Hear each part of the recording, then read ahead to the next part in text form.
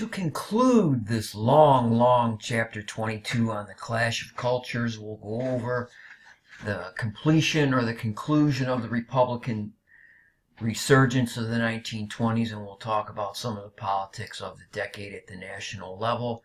And in the old days, this was 2 chapters in the old textbook, but now it's 1. And that's what's going to happen as we move on in the 21st century. They're going to have to combine more and more things as we move further and further into this particular century of American history. And we'll conclude with the Harding administration here, some of the problems, the scandals, and his reputation. And traditionally, Republican conservatives such as Henry Cabot Lodge, Andrew W. Mellon, Calvin Coolidge, and Herbert Hoover operated out of a philosophical conviction designed to benefit the nation. Members of Harding's Ohio gang, however, used their White House connections to line their own pockets. And early in 1923, for example, Harding learned that the head of the Veterans Bureau was systematically looting medical and hospital supplies. A few weeks later, the legal advisor to the Bureau committed suicide, leaving a note for Harding which the president refused to read. Not long afterward, a close friend of Attorney General Harry M. Doherty, who had set up an office in the Justice Department from which he illegally sold paroles, pardons, and judgeships, was found shot to death in a hotel room after he had threatened to quit the racket. Finally, the Attorney General himself was implicated in the fraudulent handling of German assets that were seized after the war. These were about the most visible of the scandals that touched federal agencies under Harding.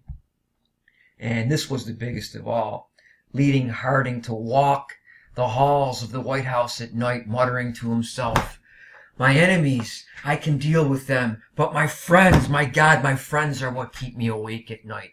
And this was the scandal with the Secretary of the Interior, Albert B. Fall.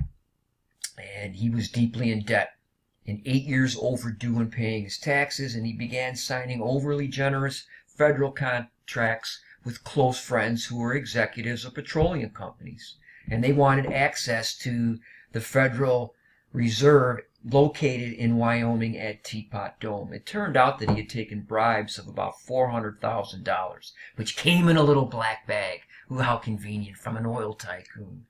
Fall was convicted of conspiracy and bribery and sentenced to a year in prison. He's the first former cabinet official to serve time for misconduct in office. And Fall will insist to the end of his life that he had done no wrong. And there's a famous cartoon of the time. This is a good one. I like this one. They're trying to outrun the scandal on an oil-slicked highway.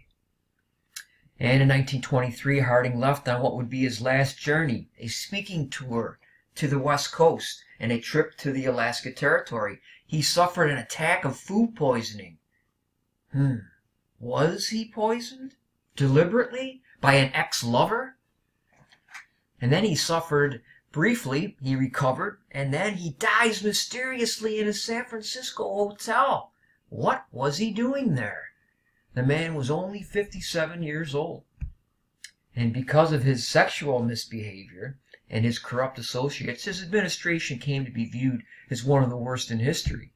But in more recent assessments suggest, however, that the scandals obscured a lot of accomplishments. He led the nation out of turmoil of the post-war years, and he helped to create the remarkable economic boom of the 1920s. He also promoted diversity and civil rights, way beyond Woodrow Wilson, the alleged progressive. He appointed Jews to key federal positions, and he became the first president to criticize racial segregation in a speech before a white audience in the South. No previous president had promoted women's rights as forcefully as he did. Yet even Harding's foremost scholarly defender admits that he lacked good judgment and probably should never have been president. And Calvin Coolidge, Silent Cal, takes over. The man of very few words, which led the humorist Dorothy Parker to remark on his death, "How could they tell?" He was a modest, upright, and tight-lipped evangelist for capitalism. Even more than Harding, Coolidge sought to reduce the size and scope of the federal government. If the federal government were to go out of existence, he predicted, no one would notice. He also linked the nation's welfare to the success of big business. And this was his most famous slogan, ladies and gentlemen: the chief business of the American people is business. Once again, the chief business of the American people is business. The man who builds a factory builds a temple. The man who works there worships there. While Harding had tried to balance the interests of labor, agriculture, and industry, Coolidge focused on promoting industrial development, and Secretary of Commerce Hoover will aid him in this. He reduced federal regulations of business. This is the first deregulation, which is going to go on, off and on, throughout the remainder of the 20th century. With the help of Secretary Mellon and the Republican Congresses then, they will also continue to lower income tax rates. Coolidge was also obsessed with reducing spending, even to the point of issuing government workers only one pencil at a time. And only after they had turned in the stub of an old pencil, they could get another one. I am for economy and government spending, he stressed. After that, I am for more economy. And in the election of 1924, Coolidge easily gets the Republican nod. But neither William McAdoo, who was the son-in-law of Woodrow Wilson, who had the support of the Ku Klux Klan and all the conservative factions in the Democratic Party, or Al Smith of New York State, the four-term governor of New York, could gain the nomination. Smith was a wet. He was a machine politician from New York, hated by Southerners. And the fragmented Democrats could not come up with a candidate. Finally, they compromised on John W. Davis, the little-known corporate lawyer from West Virginia, who could nearly outdo Coolidge in his conservatism. And while the Democrats bickered, rural populists and urban progressives decided to abandon both parties, as they had done in 1912, and they reorganized the old Progressive Party again, and they nominated Robert M. Fighting Bob La Follette for president. And this, ladies and gentlemen, is the last gasp of the Progressive Party. And La Follette, he is a distant third in this election. Coolidge won in a landslide, and this is the height of post-war conservatism. And while Coolidge goes about reducing spending and income taxes, he will have Secretary of Commerce Hoover still in his cabinet. And Hoover was an orphan. He was born in Iowa. And he was a shy but industrious loner who would gain international prestige as a mining engineer, an oil tycoon, a financial wizard, and a multi-millionaire before the age of 40. As mentioned in a previous video, he was the head of the Food Administration as a Republican in Wilson's Democratic administration during World War I, and he helped to keep Europe from starving with all the shipments of American farm products and agriculture, and they kept the Europeans afloat, and Hoover was a beloved figure in Europe.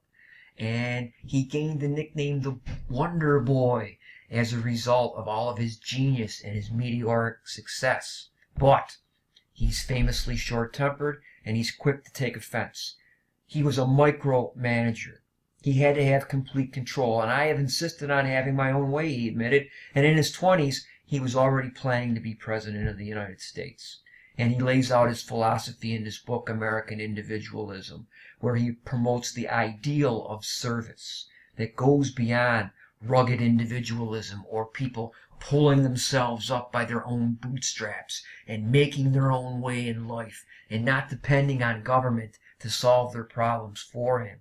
And as Secretary of Commerce, he wanted government to encourage business leaders to forego cutthroat competition in the Rockefeller sense, and he called instead for them to engage in voluntary cooperation by forming trade associations that would share information and promote standardization or market standards and efficiency.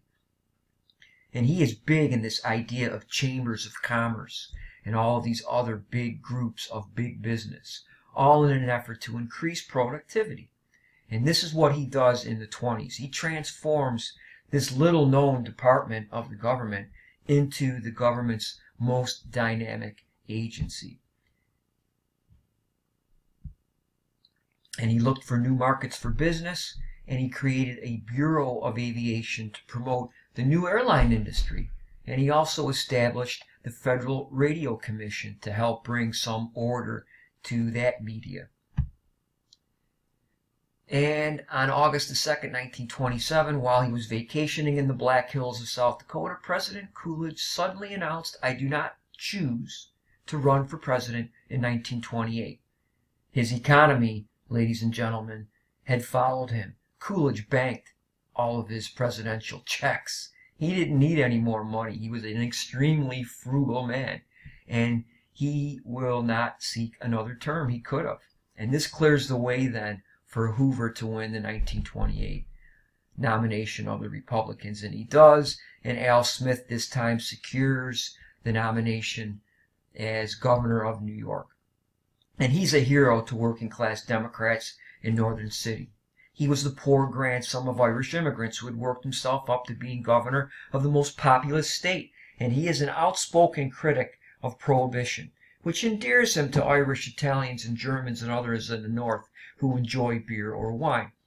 On the other hand, as the first Roman Catholic ever nominated for president by a major party, a product of big city machine politics and a wet, which is all against the official party platform, he is everything that is hateful to Southerners and Western rural Democrats, as well as most rural and small-town Republicans as well.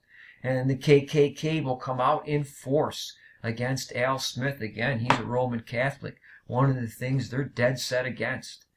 And on Election Day, Hoover will win in a landslide because the country is very, very prosperous. Unemployment is very, very low, and he wins both an extreme majority of popular votes and the Electoral College, which actually elects the president.